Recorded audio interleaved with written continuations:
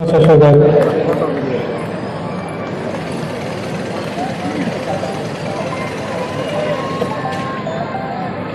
వచ్చిన యానం ప్రజలు మరియు పరిసర ప్రాంత ప్రజలందరికీ కూడా నమస్కారాలండి. అదే గ్రామకర్తలు, అదేవిధంగా పాత్రికేయ మిత్రులు, పిల్లలు, ప్రతి ఒక్కరికి కూడా నా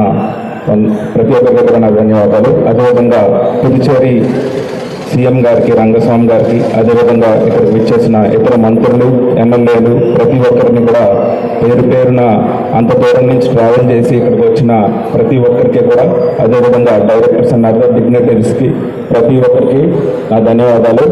నిజంగా ఈ యానం శాసనసభ్యుడు అయిన తర్వాత మొట్టమొదటి నేను ఈ పుష్ప ప్రదర్శనకి, ఈ ప్రజాోత్సవాలకి కూడా రావడం.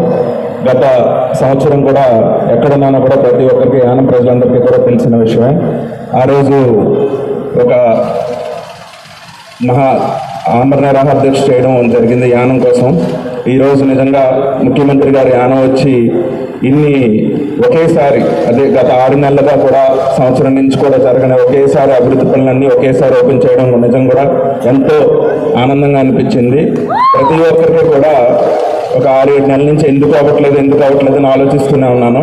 ఒకేసారి ఈ వేదిక మీద మన మత్స్యకార సోదరులకి కాంపన్సేషన్ అవనివ్వండి, అదేవిధంగా పీడబ్ల్యూడీ వర్క్స్ అవనివ్వండి, లేకపోతే సిఎస్ఆర్ నిధులతో జరగవలసినవి అవనండి, చాలా అన్నీ ఒకేసారి ఈ వేదిక పైన చూడడం నిజంగా యానం అభివృద్ధి చెందుతుందంటే దానికి నిజంగా యానం శాసనసభ్యుడిగా నేను ఎంతో ఆనందపడుతున్నాను. ఒకేసారి ఒకే వేదిక పైన అడ్వాన్స్ ఒక 10 నిమిషాల్లో అన్ని డెవలప్మెంట్ వర్క్స్ కూడా ఆయన చేతుల మీదుగా జరగడం.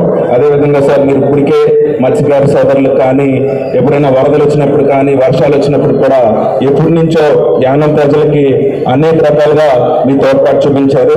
ఎప్పటికప్పుడు నిధులు కేటాయిస్తూనే ఉన్నారు. కానీ యానం ప్రజలందరికీ కూడా మా వరకు ఒక శాసనసభ్యుడిని ఎన్నుకున్న తర్వాత కొన్ని పనులు శాసనసభ్యుడి ద్వారా కొన్ని పనులు శాసనసభ్యుడికే చెప్పి చేయించుకునే పనులు ఉంటాయి సార్. అవి అయితే ఈ రోజుకి కూడా కనపడకుండానే ఉన్నాయి.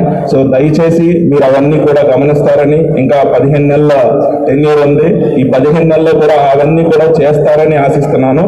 ఎందుకంటే ఒక శాసనసభ్యుడి తర్వాత నేను ఎన్నికైన తర్వాత నిజంగా నేను ఈ స్టేజ్ ఎక్కిన తర్వాత నాకు అనిపించిన ఒక విషయం ఏంటి అంటే, నేను కూడా పాండిచేరి నుంచి వచ్చిన ఎమ్మెల్యేని, యానం ఎమ్మెల్యేని కాదేమో అనిపించింది సడన్ గా ఒక నిమిషం. పరిస్థితి ఏంటి అంటే నిజంగా ఆశ్చర్యకరంగా అనిపించింది. కానీ వేదిక ఏదైనా కూడా ఖచ్చితంగా మనం అనుకోవాల్సిన, చెప్పుకోవాల్సిన మంచి చెడు కూడా ఉంటాయి. కాబట్టి యానం ప్రజలందరూ కూడా ఏవైతే ఆశలతో ఏవైతే కోరుకుంటున్నారో, ఎందుకంటే యానంలో ఒక యువకుడిగా ఎన్నికైన